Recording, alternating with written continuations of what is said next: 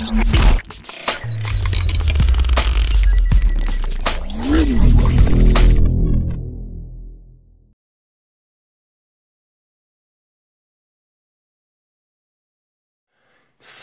à tous, on se rejoint aujourd'hui pour une nouvelle vidéo de test, de déballage plutôt, de déballage d'un smartphone qui vient d'arriver ce matin en même temps que le Vivo Nex. Ça vient tous les deux de la boutique Trading Shenzhen. C'est notre partenaire officiel en ce moment. Donc je vous mettrai un lien d'achat en dessous de la vidéo. Je vous rappelle les téléphones qui viennent Trading Shenzhen, même pendant le confinement, ben ça vient, ça arrive. En plus, ça arrive avec Yun Express, un truc que je connais pas trop. Ça arrive vite, même pas 10-15 jours. Généralement, ils sont arrivés, ça arrive très vite. Donc 10-15 jours, après ça me prend le relais par la poste. Après, vous allez le rechercher à votre poste, tout simplement. Donc ce Oppo Find X2, qui est un modèle qui ne sortira pas en France. Parce que c'est... En fait, en France, ils ont mis... Alors, je veux pas dire de bêtises. En France, il n'y a que le X2 Pro qui est prévu. Le X2 normal n'est pas prévu.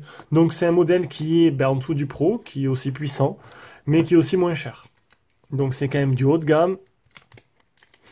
Tout le monde a fait le Pro, moi je fais le normal. Le Pro arrive quand même, hein. Jérôme a craqué sur le Pro, on a pris le Pro aussi sur Trading. Ah, il est pas mal Edge aussi, hein. J'aurais pas... Il ressemble... Du coup, ça ressemble beaucoup. À moins qu'il ressemble... Il est où mon truc? Il est où le mien? Je vais le comparer après, je vais vous montrer. On le fera ça après. Donc on va faire le contenu de la boîte. Donc c'est le grand frère du Reno 3 hein, que j'ai, qui est mon téléphone perso. C'est le même en plus grand. Mais c'est exactement presque le même. Le design reste pareil, identique. Donc on aura dans la boîte, on aura une coque en silicone, la même coque que le Oppo. On aura un chargeur. C'est fourni avec Trading t'envoie des adaptateurs avec adaptateurs français de bonne qualité. Donc ça c'est l'adaptateur anglais qu'il y a. Les écouteurs, le trombone et le câble de rechargement type C. Donc tous les téléphones avant d'être envoyés sont, ce qui est assez rare, c'est que cette boutique utilise les allumes, les programmes, donc ils sont en allemand quand ils arrivent parce que c'est une boutique allemande, le SAV est en Allemagne aussi, mais on va dire que les téléphones sont tous vérifiés, intégralement, appel et tout. Tu reçois des fois un petit carton, là nous on le reçoit plus, mais au début on avait un petit carton, et où il y a marqué tout est coché. Hop, appel ok, réseau ok, tout est ok, et donc du coup ils sont bien vérifiés. Oh, les bordures ont l'air d'être encore plus fines. Donc là, on est sur du haut de gamme. On est du haut de gamme, c'est plutôt pas mal. Je vais chercher mon Oppo. Allez, pour être tout à fait honnête, c'est la troisième prise que je fais. Je sais pas, c'est la catastrophe là. Donc, ouais, j'ai un problème de luminosité. J'avais pas mesuré l'ampleur de la luminosité du Mi X, du X2, qui était phénoménal, qui détruit largement la luminosité maximale de lui. Vous allez voir la différence, on va le faire de suite. Alors là, je suis à luminosité maximale sur mon Reno. Alors voilà, hop. Donc je l'enlève bien, je suis à fond. Et je vais mettre pareil sur mon Find. Et c'est vrai qu'il y a quand même rien à voir. Donc bon, le fond d'écran, même si on le voit de suite, hein, ça pète. Ça pète d'un côté, c'est plus fat de l'autre. J'avais pas capté. J'aurais pensé... je pensais pas qu'il y avait autant de différence entre les deux. Quand même, franchement, c'est le jour et la nuit. Et en fait, du coup, j'ai filmé l'humidité à fond. On n'y voit rien, regardez. Hein, on n'y voit rien du tout. En fait, la caméra commence à fatiguer. Donc du coup, on n'y voit rien dans la première prise. Rien du tout. C'est tout blanc. Donc du coup, j'ai dû refaire cette vidéo.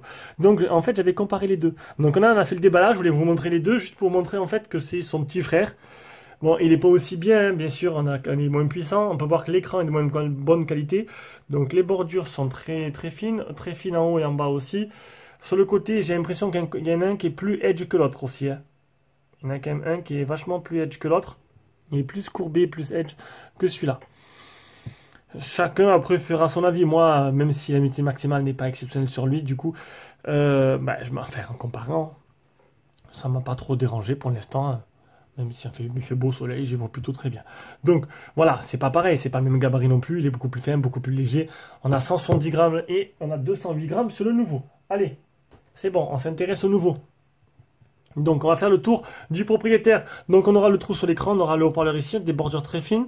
Donc je vous confirme qu'il est quand même un peu plus incurvé hein, que l'autre modèle, que le Reno 3 Pro. Les bordures quand même c'est assez fin hein, en haut et en bas.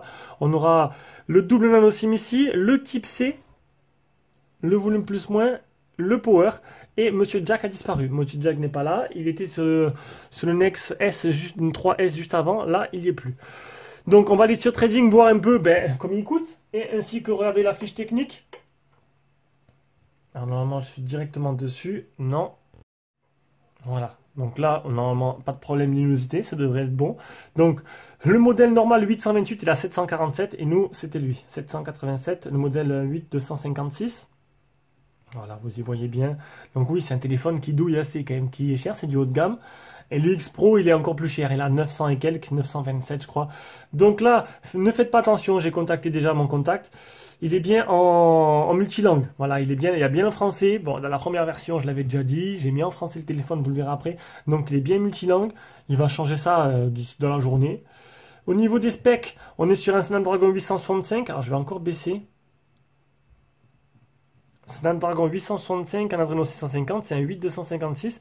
Alors il y a marqué Single SIM, pareil, c'est un double SIM, ça va être changé. Appareil photo principal 32 mégapixels à l'avant, 48 à l'arrière, avec trois appareils photo, un 48, un 12 mégapixels ultra en grand angle qui fait aussi macro, un optique x5, pas mal ça, un zoom optique x5, un 13 mégapixels qui fera téléphoto. Alors, le mode macro, c'était pour le téléphone d'avant, donc c'est pas précisé. Donc non, ce sera juste un grand angle. Un écran 120 Hz. Ça vaut le coup de voir un peu ce que ça donne. Surtout que moi, je joue beaucoup à Call of Duty, donc 120 Hz. On verra après. On a pu voir la luminosité qui était vraiment exceptionnelle. Là, ça pète les yeux. Une batterie de 4200 mAh. Il manque que la B28 pour le 4G. Pour la 5G, on aura pas mal de bandes. On n'aura pas que 3 bandes, on aura plein. On verra si la bande des 5G françaises est comprise dedans. Normalement, oui. Pour l'instant, il n'y a qu'une bande vraiment connue en France. Il y en a une utilisée avant le reste. 207 grammes et 8,8 mm d'épaisseur. Voilà, donc c'est une belle bête. Un concurrent direct, j'ai envie de dire, du Mi 10. Il faut voir un peu là. Parce que le Mi 10, normalement, devrait arriver en global. Je pourrais pas les comparer parce que j'aurais déjà. Lui, il sera plus là, mais bon. Donc, alors, ouais, je voulais vous montrer en fait. Donc, en fait, j'ai changé, je voulais vous montrer de suite. J'avais mis un fond d'écran clair dans la vidéo d'avant. Alors, c'était pas lui, c'était lui. Et j'avais monté la luminosité à fond. Voilà ce que ça donne. Là, franchement, je peux vous dire que j'ai les yeux, ils sont en train de souffrir. C'est assez impressionnant. C'est vraiment impressionnant. Mais cet écran-là, c'est vraiment lui qui met en valeur le téléphone. Vraiment très très joli. On va baisser encore. Parce que le S7 n'arrive plus à suivre. Alors, le téléphone accepté. Donc le téléphone, vous pouvez le voir, il est bien en français. Alors voilà, il est bien en français. Je l'ai mis donc dans la première version de la vidéo. Donc on a bien le français ici. Donc on a vraiment un écran qui est quand même un peu plus courbé que l'autre. Alors pas autant que le Nex. Hein. Nex 3S, c'est vraiment, il va jusqu'en bas presque. Mais là, non, c'est plutôt joli. Au niveau de la surcouche, donc ce sera du ColorOS. Puisque c'est du Oppo. On est sur une version 10, ColorOS version 7. Il y a une mise à jour que vous avez pu voir qui a été lancée, donc elle a été proposée quand ils ont préparé le Wi-Fi, quand le Trading teste tous leurs téléphones. Je ne sais pas si je l'ai dit dans cette version de la vidéo ou pas. Mais franchement, un très joli téléphone. Très joli téléphone. Ce qui m'intéresserait de savoir, c'est le gabarit comparé au Mi 10, voir un peu la différence de poids, de taille, d'épaisseur, voir un peu des deux, parce qu'ils ont tous les deux un écran 6.7, et ça pourrait être intéressant de voir, parce que si lui... Ben, je me fais au bout d'une semaine à son gabarit et qui me plaît, le Mi 10 me plaira. Après, j'aurai un choix à faire, on verra. On verra. Ou sinon, peut-être mon Oppo Reno 3, on verra aussi.